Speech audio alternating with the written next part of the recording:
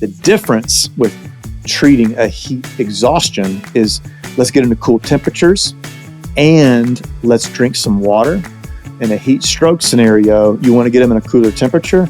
You do not want them to drink water at all. And that seems counterintuitive. And the reason why you don't want to give them water is twofold. Jimmy Buffett a few years ago. It literally can be life or death. Most humans don't need a skin check ever, okay? But if you're fair, if you've had a lot of sun damage, freckles. You've got geographic features like sandbars, and so they look really fun and attractive. We'll go swim to the sandbar, and the surf's calm, and it's low tide, and everything's exposed, and it's shallow, and it's easy to get to. And then the next thing you know, tide's turned. You've been out there for 20, 30, 45 minutes, and the current is pulling the other direction now, and water's coming up, and you get back in the water, and now you realize, man, I'm swimming against some strong current, and I'm gonna miss the mark. I'm not gonna make it back to my starting point on the beach. All right, well, here with Hayne Griffin. Hayne, you're not the first guest we've had on here to know me outside, to not know me outside of the church world and outside of the whole pastor role, title, and all of that. But you are the first person to know me well personally outside of that context. I think, unless I'm overlooking someone, you're my first friend that's come on here that knows me very well, that really doesn't know a hill of beans about Seacoast. And no, you probably know you probably know what I meant about hill of beans, and 50% of our listeners didn't even know what hill of beans meant. Oh yeah. Now I'm gonna go with the majority probably knew what hill of beans are. Yeah. Well, no, our relationship is completely outside of the church world, like 100% outside of the church world. But you and I grew up very similarly. And we were in different denominations of the evangelical church, but we grew up, evangelical kids, kind of to the core in that world. But yeah, we met through mutual friends, through people from your college past, who were people from my high school past, guys that were at Winthrop. And then we were introduced to one another. Gosh, I haven't been 2006. I think it's the first time we met. But we really didn't start to gel until like right around pre-COVID. Yeah. And then it just kind of took off. Yeah. The older we took off. The older we get, the longer a span of time seems like more recent. Yeah. Like you're talking, you and I really, our friendship started to get cooking probably in 2019. That's 6 years ago. Feels kind of recent. Yeah. It Isn't does. that crazy? Dude, like we were watching the movie Man on Fire yesterday. Right? Yeah. And I'm like, man, that's a great movie. And I'm looking at it. I'm like, well, Denzel's looking pretty young, but that thing came out 7 years ago. Dude, it came out 2004. Yep. I'm like, holy smokes, that movie is 21 years old. Yep. It's wild. Yep. Yeah. Hayne, I love me some Denzel. Yeah, heck yeah. So Hayne, your background is a substantial part of your background professionally is being a rescue worker. Is rescue worker and firefighter synonymous, or is rescue worker more of an umbrella term for paramedics and firefighters? I think the go-to umbrella word that you hear just kind of out is first responder. That's what you hear people say. Yeah. He's a professional first responder, and that includes police, that includes fire, that includes EMS, and of course, fire now is so much more broader than what it was. Even 20, 30 years ago, it's just so much bigger. Like we do fight fires, but we do so many other things from advanced emergency medical work. Some of us are paramedics, some of us aren't. It depends on the department, whether they have to be a paramedic or not, what their scope of practice is. In ours, we have paramedics, but it's not required to work for the city of Asheville. I'm not sure how Charleston works. I'm not sure. So that's, so in fire, we're doing everything from not just fires, but we're going to lots of medical calls. We go to extreme amount of car crashes, car wrecks. We get, the and I'm sure this is true in most places in the country, we laugh. It's like if dispatch can't figure out if EMS or police should go, we'll just send fire. Fire will figure it out. Yeah. Like we're just kind of the catch-all, jack of all trades. Let's just send fire and fire will figure out how to get it done. Or that's not a knock on police or EMS. Yeah. Or will you figure out who needs to be there? And that's a serious question. Absolutely. And that happens. Yeah. We get there and we're like, oh, this is a definitive police matter. So we need police involved. We'll there kind of hang out until they show up. Yeah. Are there some things medically that paramedics can do that you guys either legally or from an experiential standpoint, like you don't have the experience, do you have to say, hey, we got to wait for the paramedics? We can't do that. Both legally and experientially. A lot of stuff? I work for, not a lot. Yeah. Most of it is pushing specific medications. So, an ambulance is going to carry, and it's always, I can just speak for our area, but I think this is pretty much universally true because of the severity of it. But they carry some pretty heavy narcotics on board. We call them the bus on board an ambulance.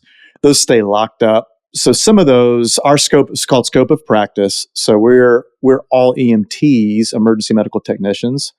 There's a lot that we can do. That is a ton of crossover with paramedics, but there's specific things that paramedics can push. When I say push, I just mean giving certain medications, like pain relievers. We can't get into heavy narcotics in terms of morphine. We don't push fentanyl. And yes, fentanyl is actually, that's become kind of a buzzword in the culture of, oh, fentanyl's really bad.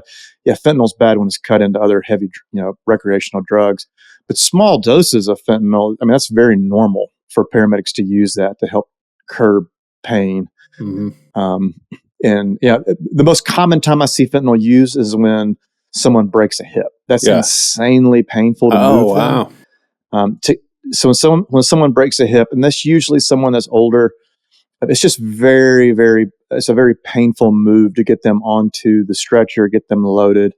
So usually what will happen is we'll start an IV. So we have the IV started, we have it flushed, but we cannot give them fentanyl. That's out of our scope of practice. Gotcha. So as well as heavy narcotics generally.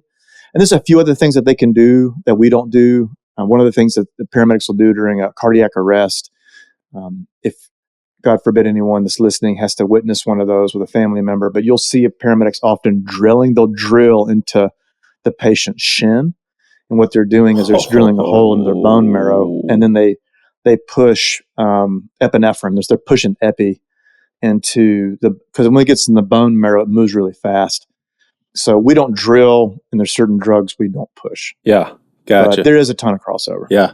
Well, you got a shout out on episode 146 of this podcast. A couple of your Asheville brothers who you don't know, but guys in the area gave us their perspective of some of their rescue work that they were doing as volunteers. They talked a lot more country than you too, Hayne, but I'm pretty sure I mentioned you a couple times on the air, but they wanted to remark on just firefighters in general. So here's the deal, Hayne. This is a summer series. We're just throwing all sorts of different episodes at our listeners, and I thought to myself, we need to do a safety in the summer episode for this. And so you were the first person that came to mind as just a really close friend that's a firefighter. And then I've got a dermatologist buddy coming in because skin safety. I've got some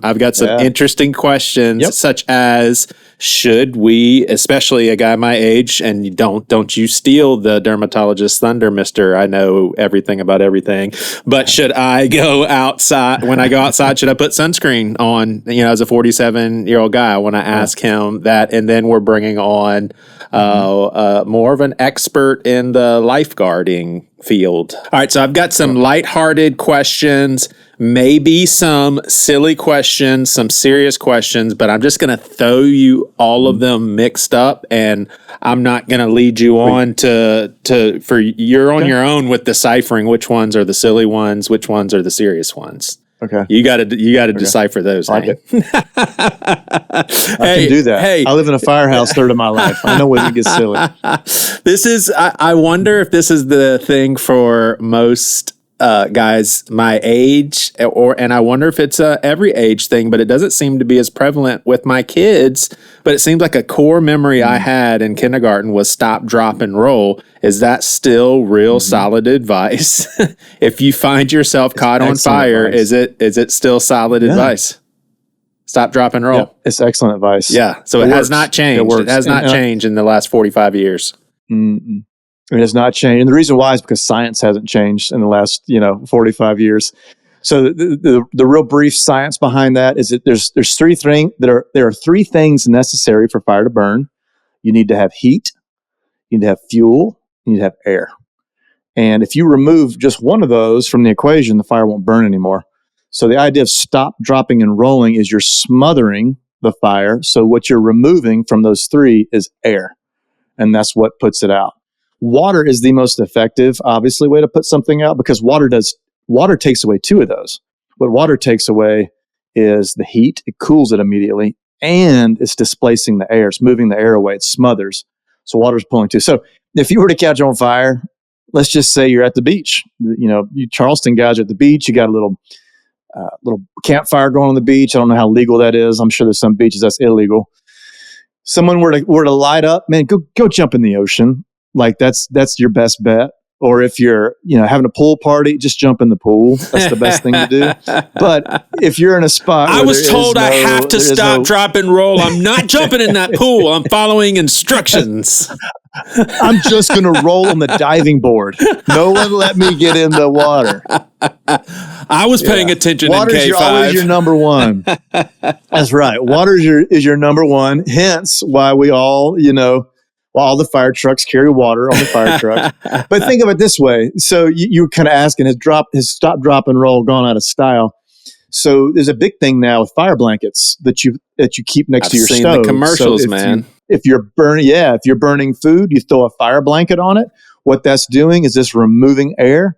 It puts it out. So think of rolling is your body becomes a blanket that's just going over the fire and it's just smothering it out. Now, stop, drop, and roll is a great idea. Those commercials are lauding those blankets over the fire extinguishers. What say you, Mr. Firefighter? Mm-hmm. I agree. And the reason why is that, let's say it's a grease fire. So the grease is kind of burning on its own. They tell you not to throw water on a grease fire because two things will happen. One, it'll flame up. But often what happens is it'll push the burning grease out of the pan. It'll hit a wall, hit a cabinet. So a fire extinguisher, if you pull the trigger on a fire extinguisher, it is a fire retardant. It's going to help put it out. But what it'll do initially is it could displace, let's say, whatever's in your pan that's burning. It could blow it against the wall. It could blow it into the cabinetry. And then you could be spreading the fire. Of course, you do have a fire extinguisher that you can immediately direct towards something else that's now newly burning. But yeah, the blanket is definitely the best bet. And they also you can pick them up at Lowe's or Home Depot. There's these little canisters that you can set above your stove. So if you were to have, let's say, a stove hood, like a ventilation hood, they can connect in. Some are just magnets. And if a flame were to catch and it were to hit that puck, it's just a puck. The puck will release. It'll open and it'll just drop a dry chemical, which will put it out. Yeah. And that's nice because if you were to walk away, let's say, hey, you got something happened. Your childs are playing outside and you're cooking, and someone fell and scraped their knee, or a child's yelling, and you were to go outside, and you weren't there to tend to it. This thing about a fire blanket, someone's got to put it on it. You need to be there. The nice thing about those pucks is it'll put it out. It just kind of rains down on it gently, and it'll put it out, and that's going to eliminate a fire, larger fire. And you don't have to be present. Gotcha. To be the interruption. Gotcha. This is cool, man. So you told me recently that you were pretty tired, and it was due to high volume of calls that you were getting at night. There's not too many adults that really do think that you fight fires all day and all night, 7 days a week. But when you have a high, that's not the case. Yeah, when you have a high volume of calls, can you characterize those calls as mostly this, and this? Or it's just all over the place? Yeah, so I can categorize and I can say, we ran 14 calls a day. We had 4 MVAs. We had 5 fire alarms. Fire alarm does not mean it's a fire. It just means that something either in a home, it's usually a commercial structure, has been triggered. It could be someone burning popcorn in the break room, and it just sets off the fire alarm system. But it notifies a central alarm system, which then tells us, hey, there's an active fire alarm. So we go to investigate it. And then, so we can say, we had 4 MVAs, which stands for motor vehicle accident. We had 5 fire alarms. So that makes, 9. And the other 5 were just, we would say med jobs. So just medical jobs. And that could be everything from a cardiac arrest to a seizure to just feeling generally ill.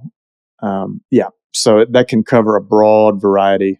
All right, we're wrapping this thing up because we're sharing this air with a dermatologist and a lifeguard. But thank you for all of this.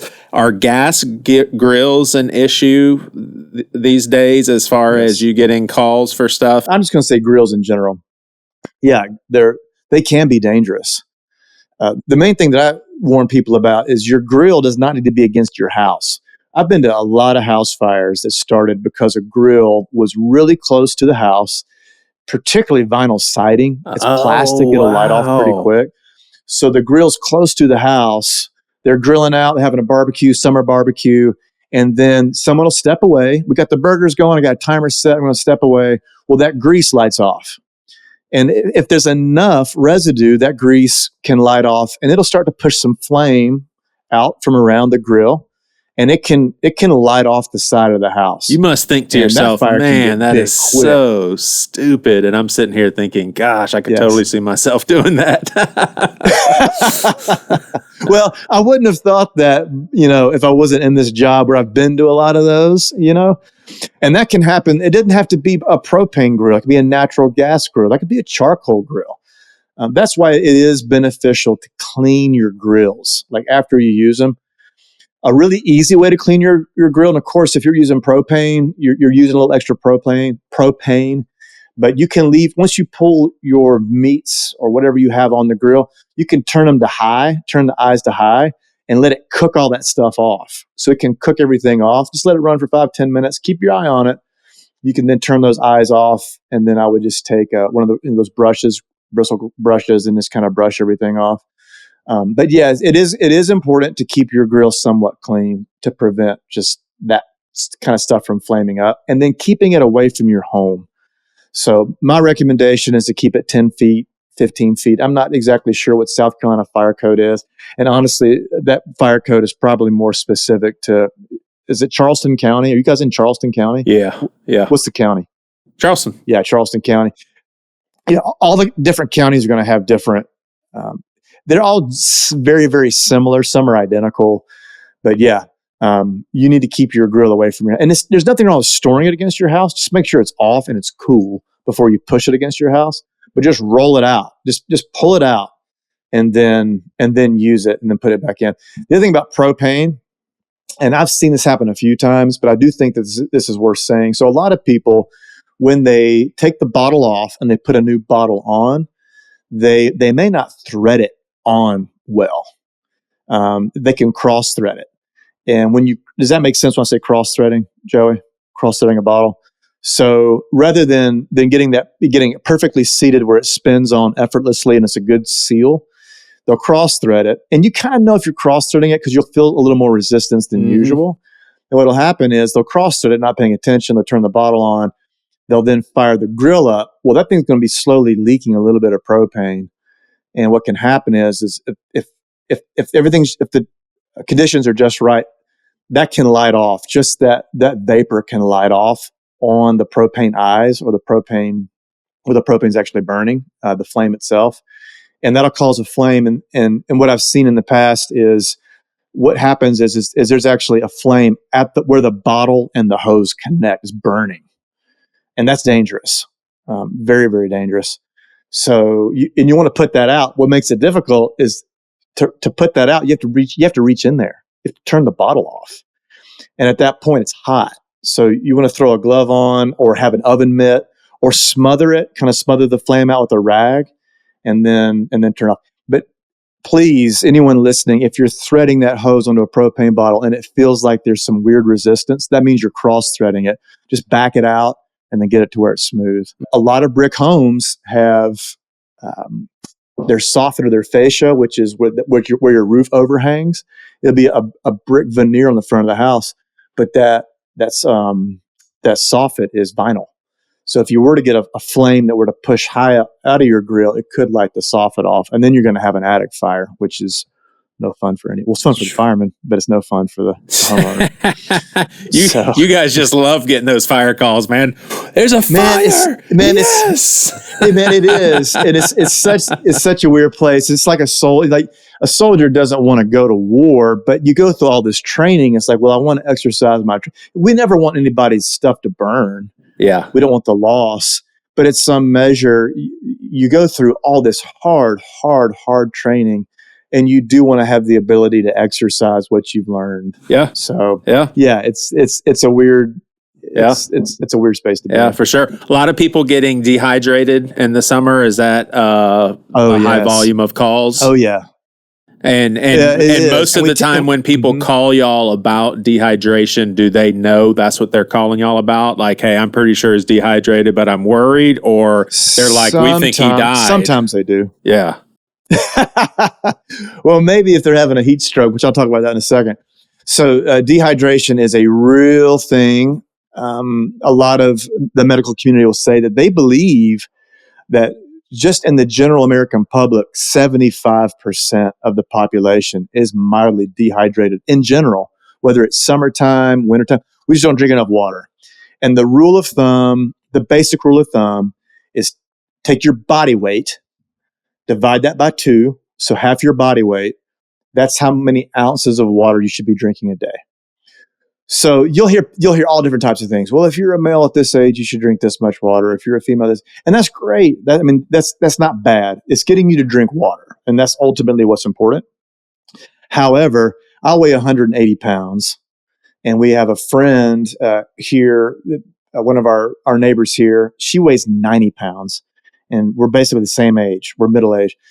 I'm going to have a lot more of a water need than she is because I just have more mass. I just have more cells that need water. So that's where that kind of rule of thumb is: take your body weight, split it in half. So I'm 180. So I need about 90 ounces of water a day. And another way to know if you're dehydrated is just look at the color of your urine. So when you pee, if it's dark, you're definitely dehydrated.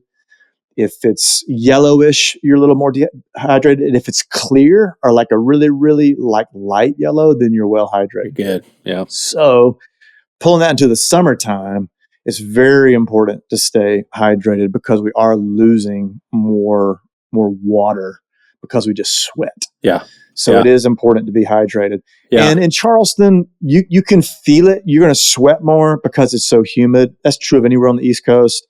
You go out west, particularly in high elevation, you'll be sweating out and not even know it because the air is so dry. You don't feel like you're sweating. Yeah. But you are losing a lot of water. Yeah. As far as dehydration in summer, yes, it's super, super common. We go on a lot of calls. Most of the dehydration calls we go on are usually in early summer because people have gotten out of the habit of drinking more water. They just came out of the wintertime. They came out where it's just cooler outside. Dude, I usually have a first jog of the season where I pushed it too much, and I make the same mistake every time because I'm super excited about the warm weather, and I get to going, and I'm like, oh shoot, I pushed it too hard. It's my one jog that I allot myself of being stupid, and then I walk the rest of the way home, get a water, but your body's telling you, yeah, your body's telling you, Joey, you're dehydrated. I need some extra water. Yeah. So let's use that first jog. How do you feel? How would you describe how you feel? Drained, lightheaded. Yep. You have a headache ever? Yeah. Oh yeah. Okay. So that's the classic. That's just classic. What we call heat exhaustion. So that's the early stages of heat exhaustion. you're feeling a little lightheaded, a little dizzy, you have a headache, your skin may get pale and you're sweating profusely, you just feel crummy. So that's going to be heat exhaustion. That means your core body temperature is raising up, you're dehydrated. So all you need to do, and you do it, like I assume you go inside, you get into some cooler air conditioning, and you drink water. And that's really all you need to do for heat exhaustion. And that's primarily what most people experience is heat exhaustion. Yeah. Hayne's like, please do these things and stop calling the fire station. All we're going to do is show up. We're going to ask you, how much water have you drank today? You're going to probably tell us not a lot. Yeah. And then we're going to say, okay, well, we have some bottled water we can give you. You just need to drink some cool water to rehydrate. We have this bottled water that we brought over in these gigantic trucks. Yeah, that's it. These huge trucks. That's exactly right. So, yeah. So if you're feeling that way, and this is something else that's really important to distinguish between heat exhaustion or a heat stroke. Heat stroke's way more serious, super serious, in a heat exhaustion, you got a headache, you're feeling dizzy, but you're pale and sweaty with heat exhaustion. If someone is beginning the early signs of a heat stroke, which is super serious, I mean, it could kill you. It could definitely is going to put you in the hospital, and you're going to have a stroke condition. And this usually happens with older people and a lot of younger people. You're going to be feeling dizzy, same as heat exhaustion. You're going to have probably a severe headache, same as heat exhaustion. But rather than being pale and sweaty, you're going to be sweating at all. Your skin's going to be dry, and it's going to feel hot to the touch and start turning red. Unlike heat exhaustion, where it turns pale. And what's happening in heat stroke is your body is no longer able to regulate your body temperature. So you also know you're going to heat stroke if your body temperature is 104 or higher. That is insanely high. Heat exhaustion, let's say you pop in, I'm pale, I'm sweaty, you take your temperature. As long as you're under 104, you're good. The difference with treating a heat exhaustion is let's get into cool temperatures and let's drink some water. In a heat stroke scenario, you want to get them in a cooler temperature. You do not want them to drink water at all. And that seems counterintuitive. And the reason why you don't want to give them water is twofold. One is their body systems are working improperly. So if they were to intake water, chances are the water in their belly is not going to be absorbed and used by their body. The most primary reason that's the most dangerous to give them water in a heat stroke scenario is that usually what happens is that a lot of our usual body functions like swallowing get impaired. So you could create a choking hazard. So you give someone water that's experiencing the early signs of a heat stroke, there's a good chance they can't even swallow it. So they're going to be trying to swallow it. They're already impaired. They're dizzy. They're going to try to swallow it. Then they could actually intake it in their lungs, and that could create a choking issue. So you're taking one emergency and you're putting another emergency on top of it. Dang. So heat exhaustion, give them water. Heat stroke, no water. And the primary differences they're going to show similar is that the heat stroke, their skin's going to be red and zero sweat. And heat exhaustion, they're going to be pale, sweating profusely. Yeah. Dang. So that's the difference. Dang. Another thing about hydration, and I hear this, and this is probably something that maybe folks will wonder, is I hear a couple of things. One is, well, I don't like drinking water. Fair enough. A lot of people don't like drinking water. Can I drink sparkling water? And the answer is yes. You can drink sparkling water. Even though it's carbonated, it does hydrate. I'll say for myself personally, I don't feel like I get hydrated personally when I drink sparkling water. Maybe just because I'm just drinking a can of it and I need more water. I like just drinking straight water. But yes, I got a guy that I work with. He just does not like drinking water just straight out of the tap or out of a Brita filter or out of a bottle. But man, he will crush him some LaCroix and some Polars. I mean, just crush. And that's how he stays hydrated. Another thing that you hear is people say, oh, well, room temperature water hydrates better than cool water. That's kind of negligible. So yes, there is some science that says cold water does not hydrate as quickly as room temperature, because when it gets in your stomach, the blood vessels around your stomach, the blood vessels in your colon, they constrict, so it's not absorbing the water as efficiently. But that efficiency is kind of negligible. A lot of people just do not like. They'll drink water. They want it cold. Man, just drink cold water. Just drink water. It doesn't matter if it's room temperature or not. Yeah. Those are some kind of myths and misconceptions people have. Yeah. Hayne, man, with the longevity of someone like you in this field, I'm sure you have had to have some therapy appointments. It definitely is in my book, and as your friend, it is a needed layer of ministry that honestly doesn't have anything to do with faith or religion. Is just taking care of someone's body, for crying out loud. And me knowing you as a person, I can envision how in good hands people are when you show up to their house. You've shared some crazy, crazy stuff, man, of things that you've seen. And it's no wonder so many people quit in your field. But thank you for everything that you've done. I want to first give you a chance to insert anything that I didn't allot for with my questions, and then I've got one last question for you. So is there anything that you wanted to chime in about that we didn't get to? I do know one of the things that you'd asked me about, kind of what are some of the top three things.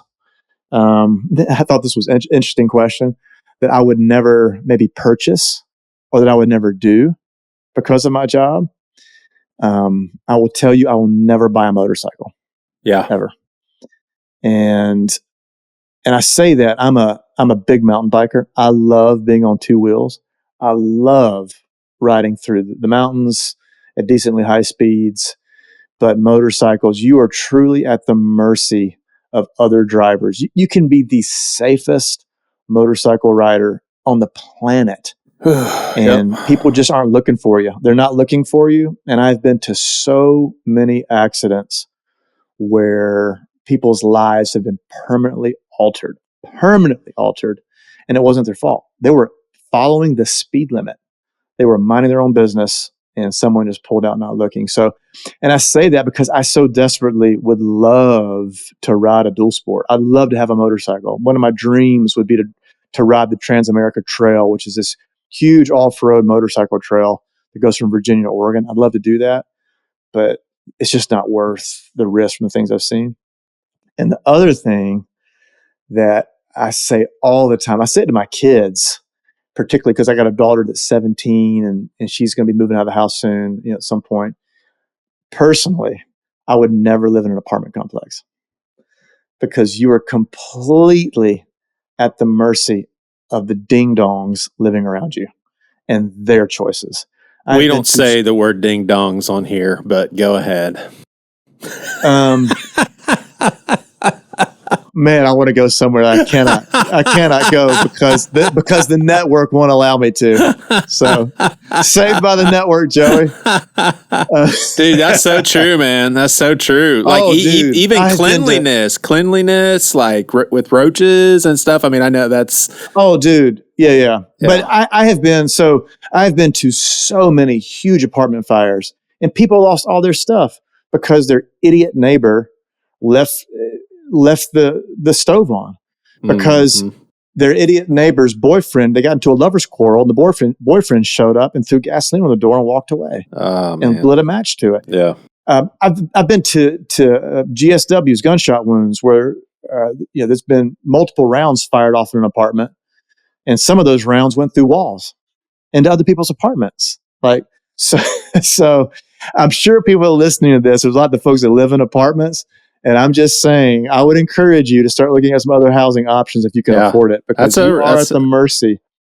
That is a really good point. A lot of really poor decision makers living around you. Yeah, you don't have a whole lot of autonomy with your own safety. That really does make a whole lot of sense. No, hey, how are the classes going that you've been offering to cats about tree safety and not climbing too high? I know that's a project that you've been working on. I don't offer anything to cats because I really believe that cats are demonic and they're evil animals that never should have been born. I don't understand why God decided, hey, let's create a cat. Oh man, Hayne, if you were in Charleston, this would be your church, man. That's you sound like our founding pastor now. He thinks cats are demon possessed too. Hey, Hayne, thank you so much. You know how I feel about them. And when I came to stay with you, you specifically told me if I come back and these cats are dead, I'm coming after you.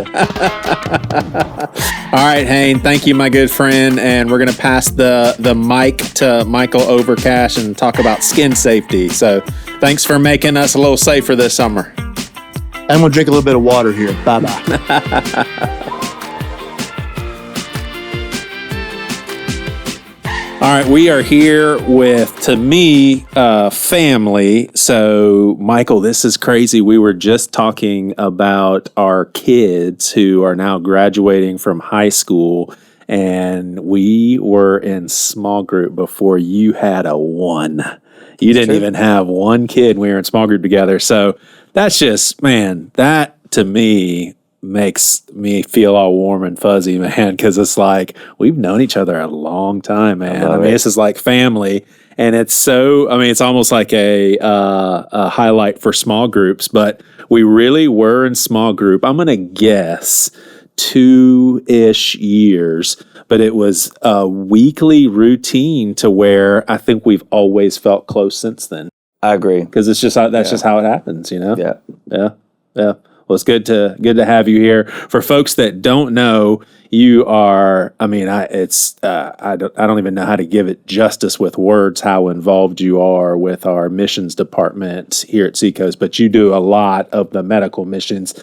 Give people a little bit of your medical background. Obviously, we're just going to have you in here, in and out, and talk some skincare. So give us your background, how you got into dermatology and all of that. But Michael, man, good to see you, my friend. Good to see you too.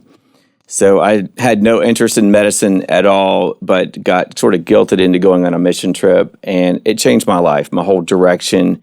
And so I started leading medical teams, very much a God thing. Came to Charleston to go to the medical university, and Seacoast Church gave me opportunity to start leading teams and equipping me to start projects and transition products around the world. And literally over 1 million patients in the past 20 years have received care indirectly or directly through Seacoast Church. It's been amazing. Dang. Man, oh man. That is something else for sure. All right, so I've already told you I'm going to get to some very practical stuff because this episode is about safety, and we're covering a lot of territory, a lot of bases here. But Michael, when I go outside, especially as a bald guy, I wear hats usually out of just like looks and aesthetics. I just like how I look with a hat. But also now from a very practical standpoint, when I go outside, I got to have the top of my head covered because I don't want to get it burned. Yes. But just in general, as human beings and the type of skin that we have, when we go outside, specifically in the summer, but I would say anytime the sun's out, from a dermatologist standpoint, would you say that we need sunscreen? Yeah. Not everybody needs sunscreen. You know, God made everyone just the right color for the latitude where they live on the earth. When I was a kid, I wondered, why are people different colors? It's absolutely intentional. The people with the darkest skin live near the equator. The people with the fairest skin are near the poles. Wow. And it has to be this way, man. Because if you have dark skin and you live in Scotland or Ireland, you're going to be vitamin D deficient. If you have white skin on the equator, you're going to get skin cancer and you're going to be folic acid deficient, and your kids are going to have neural tube defects. So God made everyone just the right shade of brown. But we messed it up. We moved all over the place. We built boats and we put white British pale people in Australia in the beaches, and we put people with really dark skin in light air in shaded England where they don't get any sun. So not everybody needs sunscreen, and the media does us a disservice by pretending like, oh yeah, the black people need just as much sunscreen. It's not true. White people, which I say white, but I don't believe there's white and black. We're all shades of brown, but fair or lighter skinned people have 300 times the risk of skin cancer as somebody with dark skin. And if you have very dark skin, we call it Fitzpatrick type 6, you have built-in sunscreen. I go to Africa every year. We see 0 to 1 cases of skin cancer, okay? Out of 1,000, 2,000 people that I've never see. heard it said that way. Yeah. So it's like built-in sunscreen. It is built in. So, Wow. We have the same number of melanocytes. Everyone does, any color skin. But the people that are from equatorial origins, their melanocytes make more melanin. And so they tan better. They're darker. Yeah. They're darker with purpose. But if you're not dark and you move to South Carolina, like your ancestors might be German, English, Scottish, right? You are made for that latitude. You're not made for 35 degrees north where we are. Mm-hmm. And so you've got to do something different or you're going to get skin cancer. You're going to get sun damage. You're going to get growths and spots and weird stuff's growing all over your head. Yeah, I belong in Norway. Yeah, Norway's great. Yeah. You're just the right color for Norway. Yeah. So why are lighter pigments more susceptible to cancer, and maybe that's too much to get into? Is there a simple way of answering that? Not at all. It's because if you are lighter skinned, you don't have melanin to absorb the radiation from the sun. And so your normal cells, they take a beating. The DNA is mutated by radiation from the sun. So, if we had radioactive waste laying around in barrels, we wouldn't go near this stuff, right? But yet you walk outside with no hat, there is radiation beaming down on your head that is mutating your cells, causing cancers. And the crazy thing is, you and I have had millions of skin cancers already that our immune system cured, that we'll never see. But if you get too many, some of those escape detection, and then later on when we're older, they'll grow into tumors. What people don't know is it's the first 30 years of life. That's when you do the damage. It's the last 30 you pay for it. That's what I see all day at work. People with tumors all over their body. Everywhere they got burned, they're growing benign and malignant tumors. Wow. Every day. So I've you seen pay 1,000 the price tumors today. later. You pay for it later. Wow. So that tan you get when you're 17, you don't realize that when you're 70, you're going to come see me and say, why is my chest wrinkly and spotted? Why do I have age spots on my hand? Honey, those aren't age spots. Yeah. Those are sunspots. Flip your arm over and look at the difference. Wow. Right? Take your shirt up and look at the upper chest versus the lower chest. The upper chest is leathery and wrinkled and spotted and rough in texture. Your protected areas, they're white and smooth and perfect. Mm-hmm. So cosmetic and medical risk increases with sun exposure. Yeah. So you would say from a technical/medical standpoint, Joey Svensson should and always should wear sunscreen when I go outside if the sun is out. So right now I have long sleeve shirts, but they're rolled up to my elbows. So if I was outside and the sun was out, I'd either need to put these down or put sunscreen on. It depends. In the winter, there's not much sun. Okay. And if you're out briefly, you're probably fine. But the next 10 weeks are the most intense sunlight of the year. Yeah. And so you're going to need to do something to protect yourself. Yeah. And I would say a daily sunscreen is the best way. Like even if you shower at night, you can put sunscreen on, which could be in your moisturizer at night, and you're going to do much better the next day. You're going to have less sun damage if you have everyday sunscreen versus someone who just does it as needed. Yeah. Which is weird. Yeah. And the people who are not wearing sunscreen, are they more at risk for cancer and more aging on their skin? Both, I mean, absolutely. So it's risk in most in of both what areas. we think is aging, what we think is old skin or dry skin. It's not age, it's not dry, it is just sun damage. Look at Grandpa's forearm, all those bruises, that flaky skin. Pull his sleeve up and you'll see his arm, his shoulder looks perfect, looks brand new. The underside of his arm looks brand new. That is all sun damage, what's happening. Yeah. So the back of Grandpa's wrinkly neck, Yes. sun damage. Yeah, that's cutis rhomboidalis, and that diamond-shaped pattern on his neck. Pull his shirt down, look where his shirt was, there's brand new skin. It looks perfect. So that is all just sun damage. And then, every 40 minutes somebody dies from melanoma. We lost our teaching pastor, Billy Hornsby, to melanoma. Bob Marley died of melanoma. Yeah. Jimmy Buffett a few years ago. Yeah. It literally can be life or death. In fact, our lead pastor has shared publicly about his melanomas. He had 2 melanomas on his right forearm in 2018 and 2019 that would have literally cost him his life if they weren't removed. This is founding Pastor Greg. This is Greg Surratt. Yeah. So, and he had the courage to share his photos, his surgical pictures, and he inspired a lot of people to come in and get checked when he shared his story. Yeah. And some of them had skin cancers they didn't know about as well. Dang. So annual is recommended? It depends on the person. So most humans don't need a skin check ever, okay? But if you're fair, if you've had a lot of sun damage, freckles, blue eyes, almost everybody with blue eyes gets skin cancer. Really? Yes. Almost everyone with blue eyes will get skin cancer. And then if your parents had skin cancer. But now if you're brown eyes, none of your relatives had skin cancer, you may not need a skin exam. Wow. It's not like getting a mammogram or, colonoscopy. Not everyone needs a skin exam. We don't even have the resources to do it. If we recommended it, we couldn't do it. Yeah.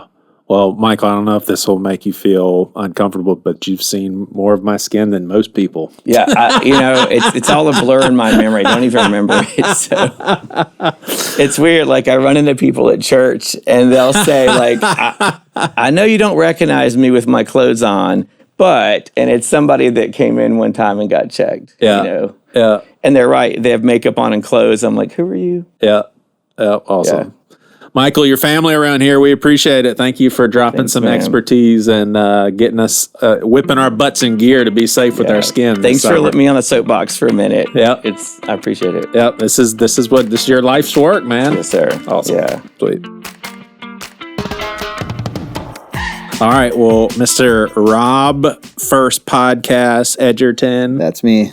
We go way back, man. Yep. Way back. Why don't you tell people so they know the subject area and why you and I are sitting here? We're going to talk some safety in the context of ocean, but tell the listeners your background and why we even care what you have to say about this stuff, man. Sure.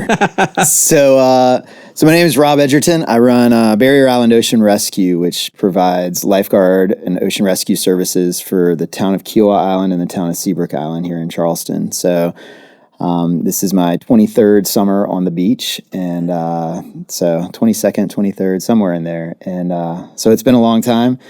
Really passionate about lifeguarding and just beach and water safety in general. And so we're coming up on National Beach Safety Week, which is May 19th through 26th. So anything we can do to promote water safety, especially this time of year, is important. So I'm excited to be here. Yeah, sweet, man. Well, it's good to see you. I was thinking of a story to share with you, and I know that I shared one already in the first episode of this summer series, so I don't want to replicate it, but I remember it was a summer day, and my mom didn't typically take me and my brother to the beach in the summer. It was usually we'll wait until Dad's around for Saturday and Sunday, but every now and then she would take us during the weekday, and we were there with my first cousin, Holly, who we were super close to, and the story, it sounds like something out of the movies when I reflect back on it, but I've asked my brother before, I was like, did that happen? He's just like, yeah, you remember it fairly accurately. But the three of us, and I'm going to guess, I'll throw some guesses, Rob. I'm going to say my brother was 13, which would have made me 11, and my cousin 10. And so basically we had gotten far enough out to where we were all panicking, and my brother was the oldest and the strongest, and so he grabbed me and my cousin, and I just remember him swimming as hard as he could, but with both of his hands occupied, and I remember him asking, Joey, do you have it from here so I can focus on Holly? And I said, yes. So he let me go, and the three of us are alive to tell about it. But my mom will be totally fine with this, Rob, but I want you to tell us what sort of mistakes my mom made, because she didn't even know any of this was happening. But then again, just what are good rules of thumbs when it comes to age of kids, level of swimming experience, how far you go out there, and just like, is there a good rule of thumb? Man, it's so hard to assign specific parameters like that. Things that you do well or did well. It sounds like y'all were swimmers or could swim, which by and large that's the number one thing is don't go in the water if you're not comfortable and don't know how to swim. Other thing you did great was you swam with a buddy. So certainly those are the two of the big ones. Try and swim near a lifeguard, if at all possible. That's one of the biggest ways that we can prevent tragedies from happening. Talk to the lifeguards when you get to the beach and go in the water, and make sure that there's no hazards that you don't know about. Conditions change from day to day, so that would be a good thing. And why are lifeguards so? I know I'm going to make myself sound stupid with some of these questions. Why are you guys so adamant against getting close to the pier? Is it because if you get caught up in a wave in the current, you could get all scratched up by?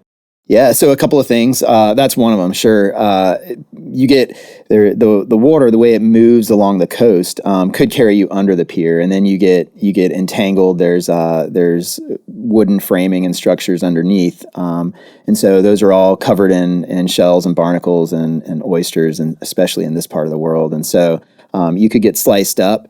There's also kind of permanent rip currents that form in those areas, and so as the water gets washed onto shore with the breaking waves, it goes back out to sea. And one of the places that it funnels back out is near some of those fixed structures like groins and piers. At least for me, who I'm not an advanced swimmer, I'm not in rescue work, but I know that I know my limitations, and I have very vague memories of that experience as a kid, but I don't think that I can really conceptualize, like right now as I sit here, just how powerful a current can be. And, I hear stuff like, man, just be... One thing next thing you're fine 1 second, and the next second you're being swept out to sea. Is that an extreme way of putting it? Because I really do think probably one of the biggest issues of people drowning in the ocean is we just don't give currents the respect that it's due, because we don't know what it feels like. I don't know what it feels like. Absolutely. Man, the power of the ocean is incredible. You've got so much movement of water and so many dynamics of the hydrology that's being influenced by the weather patterns in the atmosphere or the contour of the surface of the ground underneath the ocean bed. And so many things can go into the force.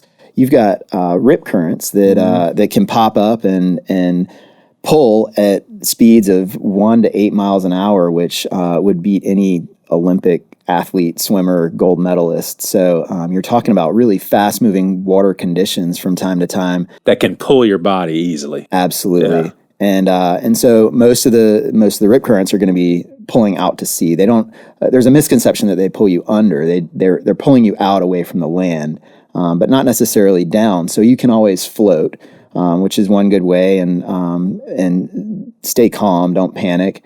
And make sure you're kind of swimming parallel to the shore. Oftentimes, those same currents will funnel back around and deposit you back in shallow water. Yeah. So those would be things to keep in mind. But the force, you're not wrong. It can change. Those rip currents migrate up and down the beach throughout the day. They can pop up and disappear randomly throughout the season. And then you factor in tides, which is essentially a large current of water that happens every 6 hours or so, and so then you've got geographic features like sandbars, and so they look really fun and attractive. We'll go swim to the sandbar, and the surf's calm, and it's low tide, and everything's exposed, and it's shallow, and it's easy to get to. And then the next thing you know, tide's turned. You've been out there for 20, 30, 45 minutes, and the current is pulling the other direction now, and water's coming up, and you get back in the water and now you realize, man, I'm swimming against some strong current and I'm gonna miss the mark. I'm not gonna make it back to my starting point on the beach. Yeah. So this is your line of work. So you've got to be cut out for being a good swimmer, being in good shape and all that. And it may sound like a weird question, but are there currents that you, because I'm not an advanced swimmer, I joke around that I can get from point A to point B and I can keep myself from drowning, but I'm not advanced.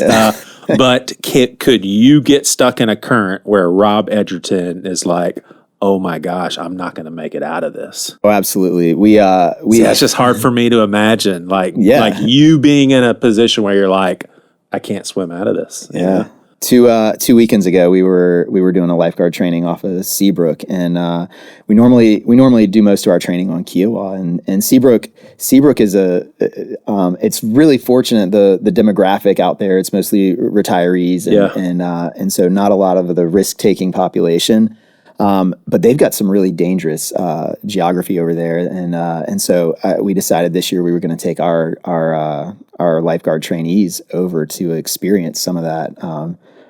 I mean, I don't think it's quite an exaggeration to say sheer terror that you can find yourself in. And so there was a sandbar that was exposed, and it was a swimmable distance, and so we swam them out there, and there's some rock jetties that were kind of sweeping in the direction of the current. And I told them when we got out there, we were struggling to walk against the current once we got to the shallows of the sandbar. And I explained to them, I was like, all right, I've got 9 of y'all out here, and it's just me. I've got a rescue board, but we're swimming back to the beach where we started. The current's pulling hard this direction, so if you miss your mark or you get swept around the rocks, just go with it, and we'll pick you up on the other side of the rocks, because I'll make sure everybody gets safely back to the beach, and then we'll come around and find you and pick you up. But you can absolutely get in some sticky situations, and it can take you off guard.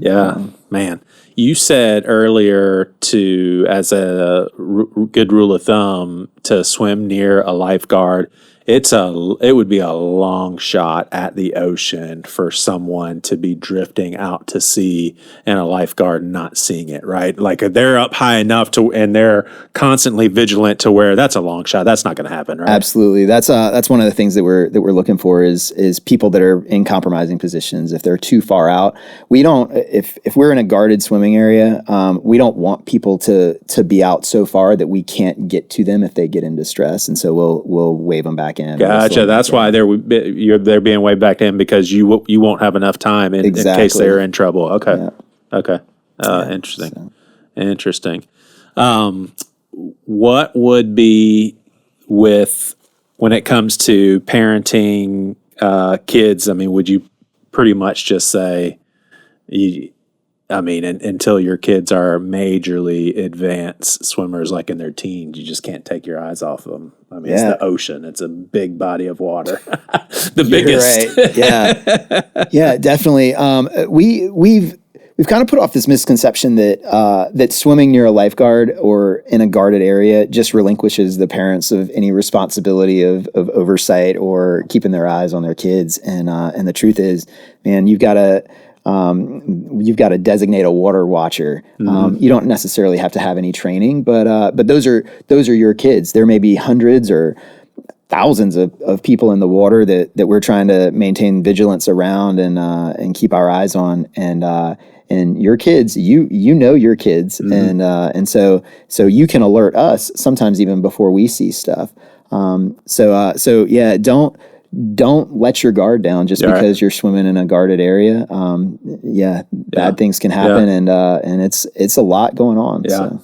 All right, I'll let you answer this any way you want, including that's impossible to answer, Joey. Why would you ask that? But I wouldn't say I have like this insatiable fear of sharks, but and I'm not a big beach person, but I love when I do go to the beach. I love going out there far to where I can enjoy floating.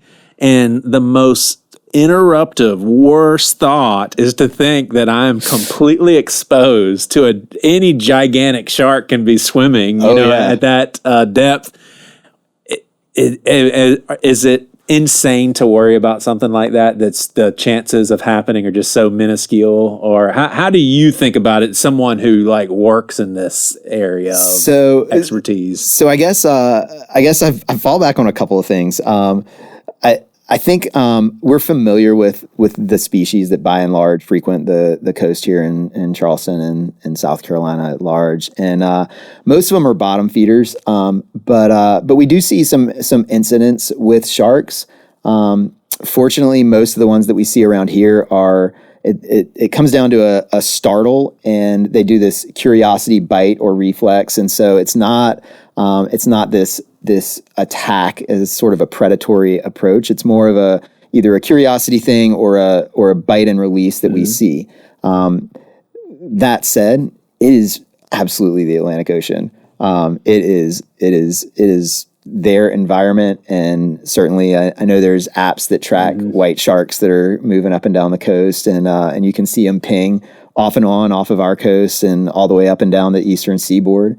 There's the International Shark Attack File out of Florida. They keep records of all of the shark attacks, and so if I put you at ease and gave you some sort of false sense of security, Florida is number one in the United States. Florida is number one.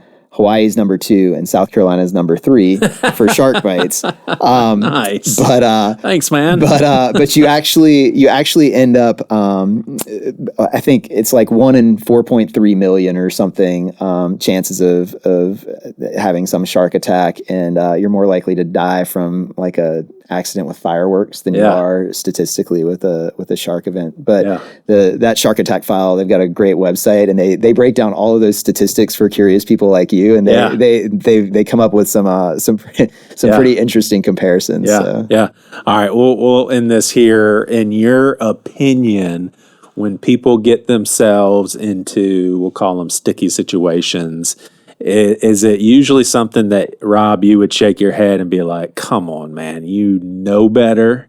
That was dumb? Or, oh man, you just didn't know, did you? Where does it usually lie? Ignorance or stupidity? Oh man, it is this great 50-50, Joey. This great blend of both. We get people from inland areas, and they come mostly with the tourists. I think it's ignorance, and innocent ignorance, quite frankly. I don't think I wouldn't expect them to understand the tides or the fact that there's rip currents, or that the conditions can change in such a short period of time. And I feel like the locals, it's going to be the risk-taking stupidity that you just shake your head and you're like, man, you knew better. Like older 47-year-olds who just like to feel like they're floating way out deep. Those kind of guys. Yeah, that young males that just want to show off in front of their buddies or their girlfriends or whatever. And you shake your head at those guys, and you're like, and they hang their head, and they know. Yeah. Have you ever been in a situation where you were trying to spare someone's life and you were afraid for your own? I don't think I've been in any of those situations. Definitely had some moments where I have felt the fear of the power of the ocean. And it's humbling. Mm-hmm. It is humbling. I mean, that sheer terror I'm sure you felt it when you were a child, and y'all were experiencing that force of the current, and it is humbling. It's an equalizer. Awesome. Thanks, Rob. Good seeing you, man. Absolutely. My pleasure. Sweet. You've been watching Seacoast Church's Things You Won't Hear on Sunday podcast. You can now become a patron of this podcast and receive exclusive content. Your support goes towards Seacoast ministry efforts and local presence. Also, be sure to leave us a review and subscribe to this podcast so that you get these episodes as soon as they're released. All of this information can be found in the show notes. Thanks for watching.